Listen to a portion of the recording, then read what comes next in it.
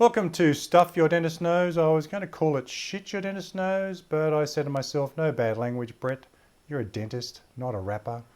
You don't want to be pissing people off for no reason, so no swearing. You need to be aware, however, just as the government has asked you and I to sacrifice our liberties and pitch in, swear words have been asked to do their bit too. So many of them have had to give up being offensive and have been redeployed to more accurately describe pandemic-specific situations. They're not happy about the fact they're not rude anymore, but that's the way it is now, and we thank them for their sacrifice. I was going to edit the crap out of these videos. That's now a pandemic measure of production value. But to be honest, I couldn't give a rat's ass, which is a pandemic measure of despondency. I was also going to memorize my script instead of reading down here like that, but I'm a tired old dentist, not a pimped up social influencer, so I'll be reading from my notes and it'll look like I'm reading it. You can just suck it up, okay? Because I couldn't give a rat's ass measure of despondency. Okay, so what shit does your dentist know, or this dentist anyway, that you need to know while we're in the middle of this COVID cluster fracas?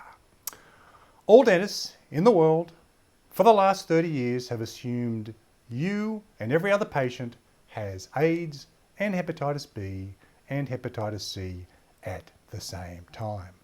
For the last 20 years, we've also assumed you've got mad cow disease as well. Some of you are madder cows than others. Let's not go there. I know what you're thinking. I don't have any of that stuff. We don't care. We figured it was too hard to decide who had what, so we just began assuming everyone had everything. The principle is called universal precautions, and you need to start thinking the same way as we think, or we're all completely screwed, which means what it's always meant. So, lesson one, assume everyone has COVID-19 and assume everything you touch is covered in teeming pools of viruses that you're either going to catch yourself or spread around for others to catch. But there's a problem. You can't see the little bastards, which is a new description for ACE2 binding coronavirus. Where was I? Oh yeah. So you can't see the little bastards, new technical term. So you don't know who's got it and you don't know where it's been spread, which means it's real easy to assume it's nowhere, and that is a life-threatening mistake to make. So let's play pretend. I want you to pretend all people are covered in spiders and that all objects and surfaces are also covered in spiders. Okay, have you got that mental image? This is not going to work if you love spiders. For the rest of us, we're going to be good. All right, people are covered in big-ass tarantulas, so do you really want to shake hands or get close to your spider mate, Tarantula Boy, and have all of his spiders jump onto you? No? Well then, keep your bloody distance. Bloody distance has been defined as 1.5 metres in Australia, and that distance may vary in other parts of the world. So, keep your bloody distance, 1.5 metres. That's the rule. You're not special. Follow the rules.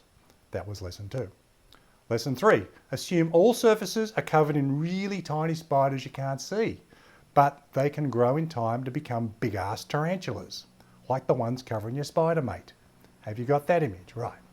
Do you want to wake up in the morning covered in giant tarantulas? No? Well then, wash your bloody hands. 20 seconds with soap and water all the time. It's not that hard. The tiny spiders are killed by soap and water. It's that simple. You're not that simple. You can do this. Wash your hands, particularly the moment you walk in your front door at home, before you touch anything.